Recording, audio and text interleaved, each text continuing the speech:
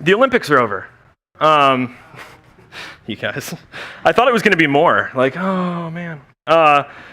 So I'm sad, but I'm also fascinated by what I witness and experience. Not just the mind-boggling athletic feats and performances, but the way that our reactions to it serve, I think, as this perfect, highly compressed microcosm of the human experience. So this is what I mean. Night one of diving, we watch and we go, these things shouldn't be humanly possible, right? Oh my God, how can a human do that? How can they contort their body and force it to flip that way and prevent crippling injury and then seem to like slip through a mirror? There's just no splash at all. Totally undisturbed. And then the judges rip it to shreds and we're like, oh my God, how could it get any more perfect than that? And do you know how long it takes to become an Olympic judge? Did you know this, the process, how long it takes? Apparently a week, because at the end of the week of diving, right, we watch the same thing, and this is us last night, and we're seeing more complex dives, higher degree of difficulty, greater precision, greater accuracy, but now everyone watching is like, psh, come on, sloppy, over-rotated. Did you see the toes? Their legs were wide apart. What's going on? Full point deduction. What is it? That's a cannonball. I don't even know what they're trying for. I'm ashamed to be an American if you keep diving that way.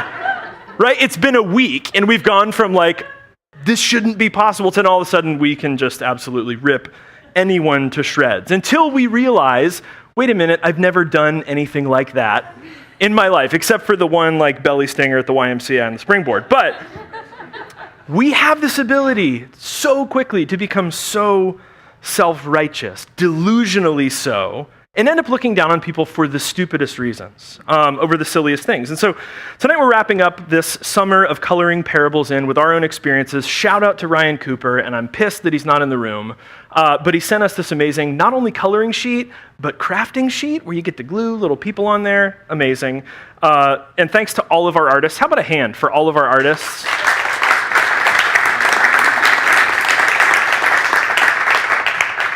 If you didn't know, we don't like Google this and print them out. People from within this community make coloring sheets for the entire summer. We have our own artists and illustrators, and it's been great. So what we've been doing is trying to figure out what it means to bring ourselves to these parables, to fill them with our own experiences, and instead of asking, what does this mean, to open ourselves to it and ask, what does this do to us? How does it challenge? How does it provoke? What does it do? And even though the Sunday night series will be wrapping up and we'll start something new next week, it's given birth to this practice, to this element now of our communal formation around stories, and this will continue to go on. Like I mentioned, we started Pints and Parables this summer. Ian started it. It's going great.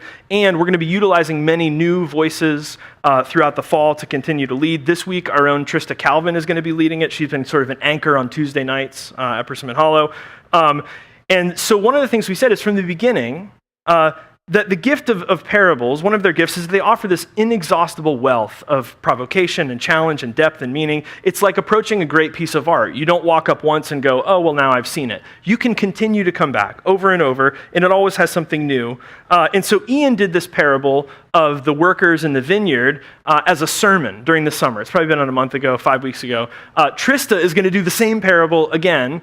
And then apparently we also had Katie Steinberg, who spoke during the women's series in May. She's going to do it again in like 5 weeks. And they're all approaching it from different perspectives. And that's part of what we mean, is that you can keep coming back to these stories and see them from totally different angles. They have new things to offer each time. We'll see that tonight as well. So one of the other things we've said from the beginning is that context matters when you approach these parables. We don't have Pharisees running around in 2016 in DeLand. We don't. So we probably should know what they're talking about. We also have tax collectors, but I suspect it's probably very different from what first century tax collection was about. So we probably need to know to get the full picture.